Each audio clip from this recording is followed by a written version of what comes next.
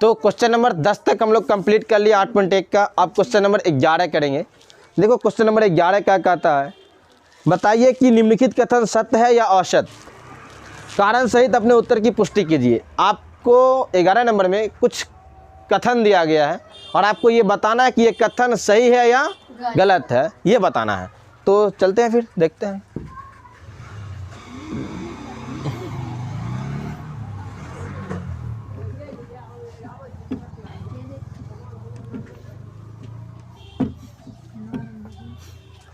Question number 11 क्या कहता है बाबू, पहला कथन है इसका, tan a का मान सदैव 1 से कम होता है। tan a का मान सदैव 1 से कम होता है, ऐसा बोल रहा। tan a का मान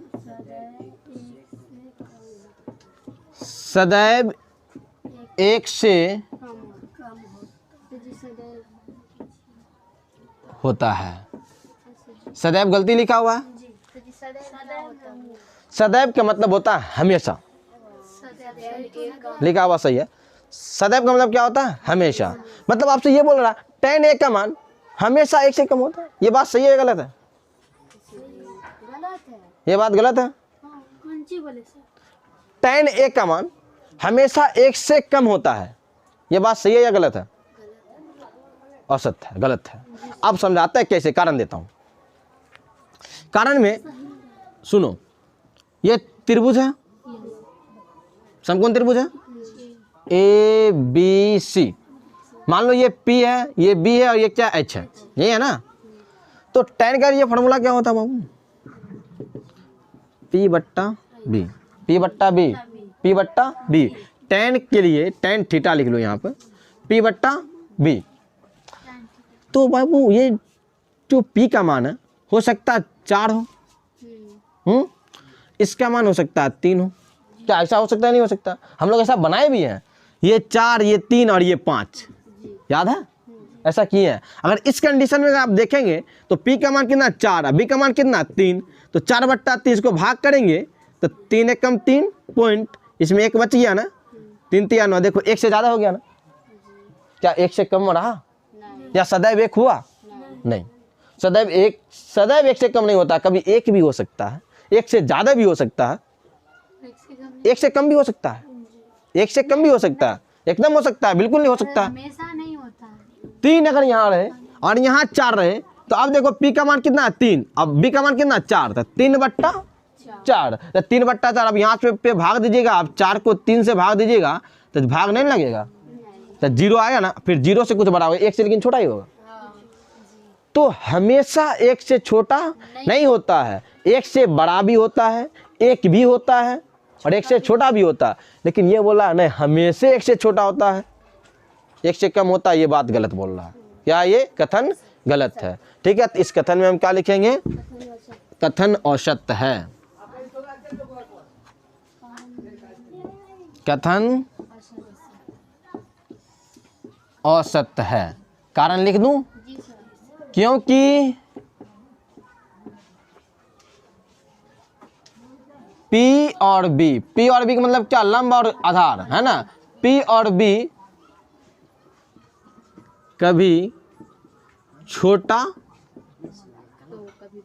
तो कभी बड़ा भी होता है। क्लियर? आप ये लिख सकते हैं कारण में। ठीक, मैं सारा कथन एक साथ कर देता हूँ, उसके बाद एक ही बार आप लोग नोट कर लीजिएगा। दूसरा नंबर में क्या कहता है,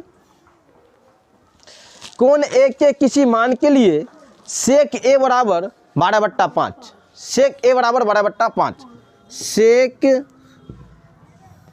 डायरेक्ट लिखता हूँ, कथन नहीं लिखेंगे हम। सेक A बराबर 12/5। सेक के लिए फॉर्मूला क्या होता है, H बट्टा B। H का मान 12, B का मान 5। H का मान 12, B का मान 5।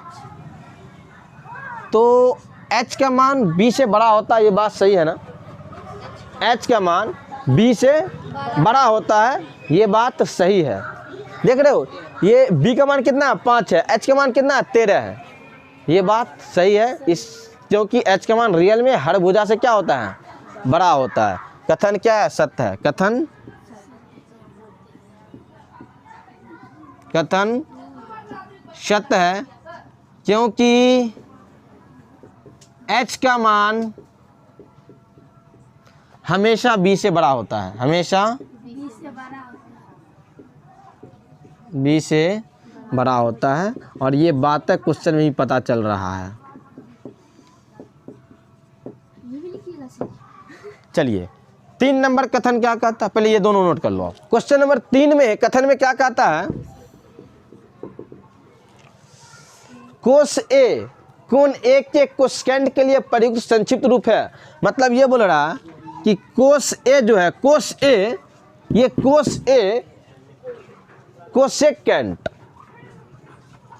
कोसेकेंट मतलब कोसेकेंट को शॉर्टकट में आप कोसे लिखते हैं, ये पूछ रहा है आपसे।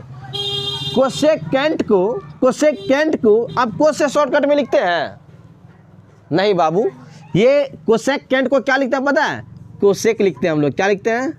कोसेक लिखते हैं। रियल में होता है कोसेकेंट, लेकिन हम लोग कोसेक केवल लिखते हैं। कोसेकेंट के बदले हम लोग कोसेक लिखते हैं, कोस नहीं लिखते हैं। कोस का कुछ अलग है, ठीक है ना। तो कोसेकेंट के लिए हम लोग कोसेक लिखते हैं, ना कि कोस लिखते हैं। ये बात भी गलत है, ये बात भी क्या है? गलत है। तो लिखेंगे कथन क्या है? असत्य है। कथन असत्य है। कथन असत्य है क्योंकि कोसेकेंट के लिए कोसेक लिखा जाता है। क्या लिखा जाता है? कोसेक लिखा जाता है, ना कि कोस।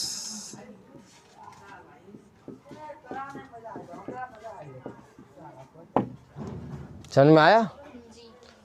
4 नंबर कथन क्या कहता है? कोट और ए का गुणनफल होता है। ये आपसे पूछ रहा है कोट ए और कोट को गुना करने से मिलता है, मतलब गुणनफल है, यही नहीं कथन बोल रहा है। समझना मेरी बात। ए और कोट ए को गुना करने के लिए बोलता है। ये बोल रहा है कि ये कोट ए है ना, कोट ए जो है ये मिला है हमको कोट और ए को गुना करने से मिला। ये बात सही है का? नहीं, गलत है। बोलो क्यों? ये जो कोण है ना बाबू, ये कोण है, यहाँ पर जो ए है ना, ये कोण का मान है, ना कि दोनों को गुना करके आया है। क्या गुना करके आया है? नहीं, ये बात गलत है। ये कोण का मान है, ठीक है। इसलिए ये कथन क्या है? असत्य है। कथन क्या है? असत्य है। लिखेंगे गुणनफल है, कथन असत्य है। कथन असत्य है क्योंकि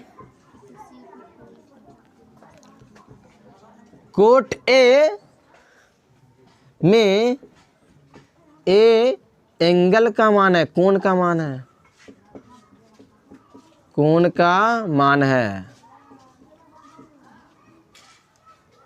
5 नंबर कथन का था, किसी भी कोण थीटा के लिए साइन थीटा बराबर 4/3, साइन थीटा बराबर 4/3। एक बात बताओ बाबू, ये H/P, P/H होता है ना। P का मान बोल रहा 4, H का मान 3, संभव है? H छोटा कर दिया, ये हो ही नहीं सकता। कथन असत्य है क्योंकि H का मान हमेशा सबसे बड़ा होता है। ये बोल रहा नहीं, P बड़ा है, गलत बात बोल रहा। कथन क्या है? असत्य है। कथन असत्य है। कथन असत्य है क्योंकि H का मान हमेशा P से बड़ा होता है।